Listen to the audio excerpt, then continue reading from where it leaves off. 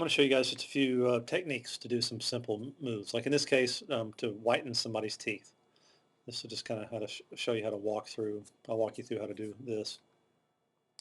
I'm going to decide first off how I'm going to select her teeth. We've got to get them selected if we're going to whiten them.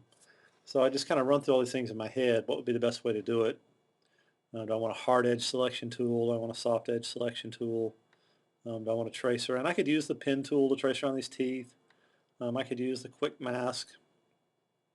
I could try, sometimes you have to just try different things. I could try the magic wand by holding down the shift key. It's not going to work real well. Try the quick selection tool. That's pretty good, but it's not getting the gums. You see that? You could try lowering tolerance of the magic wand or making your brush smaller with the quick selection tool.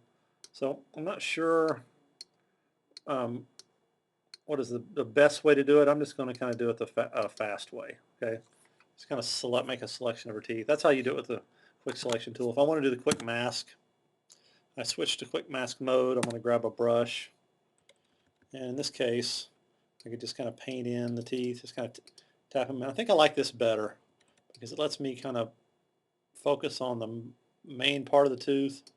Just like when you get your teeth whitened, you don't necessarily get them whitened all the way to the perfectly every inch of them. I'm just going to kind of paint in these teeth here with this quick mask just to kind of get them selected.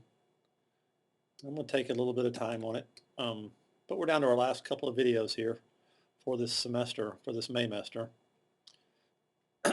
So I'm going to do the next little video I'm going to show you how to work on a room.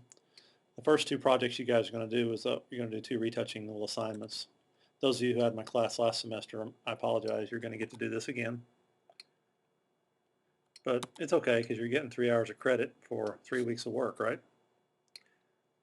Technically, it's supposed to be a day per week in a Maymester class. So having to watch 45 or so videos will make you feel that way, I'm sure. Okay, so I'm selecting these teeth. I've got them pretty much how I want them. Get a little bit more on this tooth here. I'm using a soft brush, so it should have a decent transition along the edge of the selection as it fades out. Okay, I'm going to hit Q to get back to my normal mode. I'm going to hide this selection. You notice I do that a lot. I do Apple H, Command H. It's still selected, you just can't see it. And I'm going to go into curves. I could just move this up just to brighten the teeth. See them getting brighter?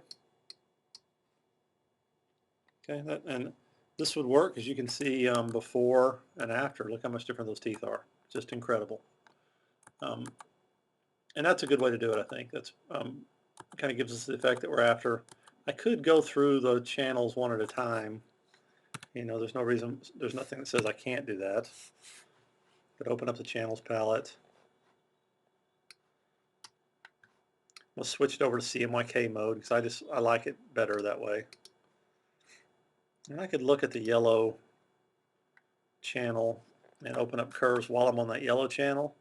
Just pull some yellow out. And this really literally focuses on just the yellow. Now if we go back and look at the teeth, there's before, look how yellow they are, and after. You know, I think I actually like this better. Can you guys tell the difference? There's really no yellow showing after we do that. So just to show you how I did that one more time, painted in the quick selection, quick mask, and you have to do this stuff. You just have to test things. Go to normal mode, go into your channels, and determine what the problem is. In this case, there's too much yellow. I need to pull yellow out of those teeth. So I switched my mode into CMYK, which gives me yellow to work with. Go to that yellow channel. I've made a local selection. The whole face isn't going to be affected, just these teeth. Go into curves. Go up here to the top, and it's showing me where most of the yellow is. It's down in here. I'm going to pull some just overall yellow out like this. Then I'm going to click in the middle of this line and pull down to pull more yellow out. But that's going to keep all the other colors present, so it's not going to burn out the teeth, so to speak. You know, here's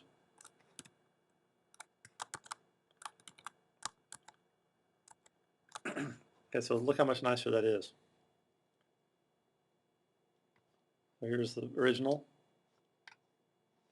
and here's the last ones. Okay, and I think one of the main differences is if I just did curves in general, it has a tendency to make those teeth look like they're getting like a too bright of a burned out kind of unnatural look. See, that's pulling all the color out, all the value out of the teeth. So by doing it just out of the yellow channel, it looks a little bit more realistic.